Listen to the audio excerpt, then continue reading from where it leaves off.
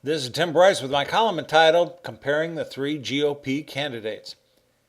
We're coming down to the wire for the District 13 Republican congressional primary to replace the late Congressman Bill Young, which will be held January 14th. Three candidates are vying to challenge Democrat Alex Sink, Mark Bircher, David Jolly, and Kathleen Peters.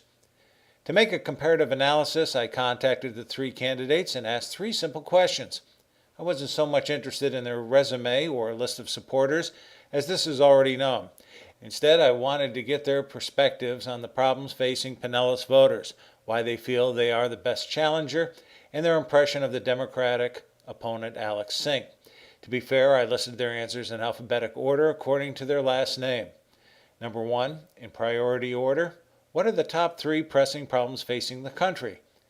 According to Mark Bircher, rein in the federal debt and deficit and balance the budget, repeal the Affordable Care Act, and restore individual liberty and freedom. In other words, return federal government to the limitations of the U.S. Constitution. According to David Jolly, create jobs and grow the economy, repeal the Affordable Care Act, and replace the National Flood Insurance Program with a new Natural Disaster Insurance Program. Then, according to Kathleen Peters, address the flood insurance problem, repeal the Affordable Care Act, address the national debt and economy. All three seem to understand the problems of our economy and the Affordable Care Act. Although I had specifically asked for problems facing the nation, candidates Jolly and Peters wanted to bring attention to the local problem of the National Flood Insurance Program, which is affecting the sale of homes and condos in our area. Bircher stressed the need to adhere to the U.S. Constitution. Number two, what are your strengths as a candidate? Why should people vote for you? And this is all in their own words.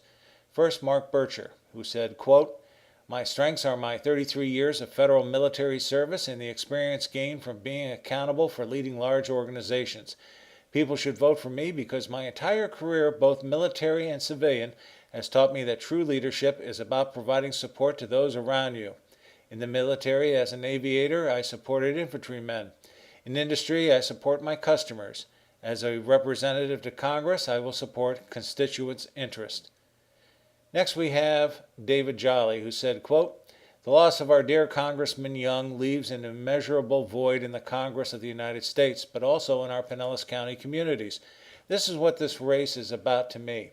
I've worked on behalf of our community in this congressional district for 20 years alongside with our late congressman, as he consistently found ways to grow high-tech and defense manufacturing jobs here at home, invest in transportation and infrastructure improvements that affect our quality of life, expand higher education opportunities, protect and nourish our beaches, and support our men and women in uniform. I got into this race because I humbly believe I have the qualifications to step in on day one and be effective for the people of Pinellas County and Congress.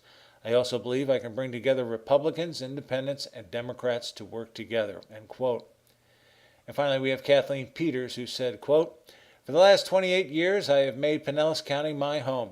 From starting a small business to raising 4 boys and serving as your state representative, I have dedicated my life to serving this community.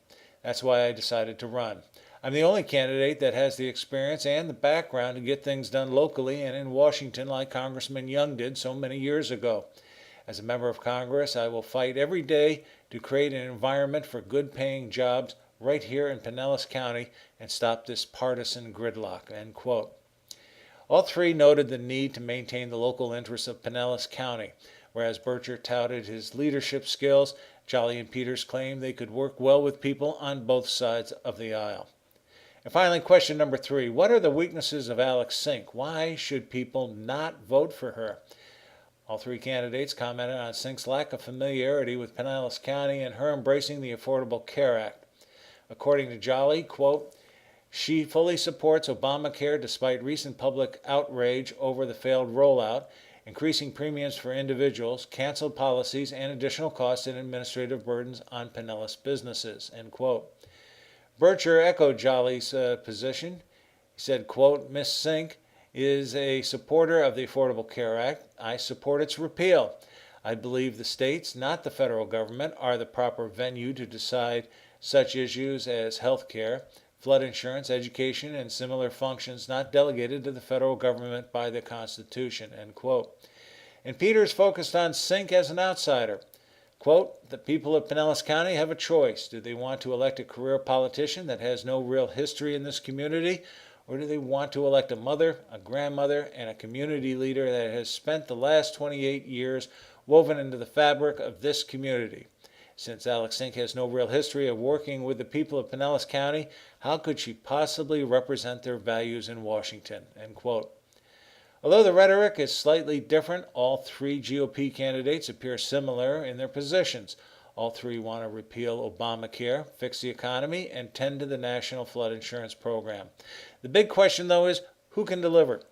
Pinellas Republican voters must consider not only who can best fill the shoes of Congressman Young, but who can also knock off Mrs. Sink at the March 11th special election. We'll find out January 14th. Friends, keep the faith. This is Tim Bryce in Palm Harbor, Florida. Follow me on the internet at timbryce.com.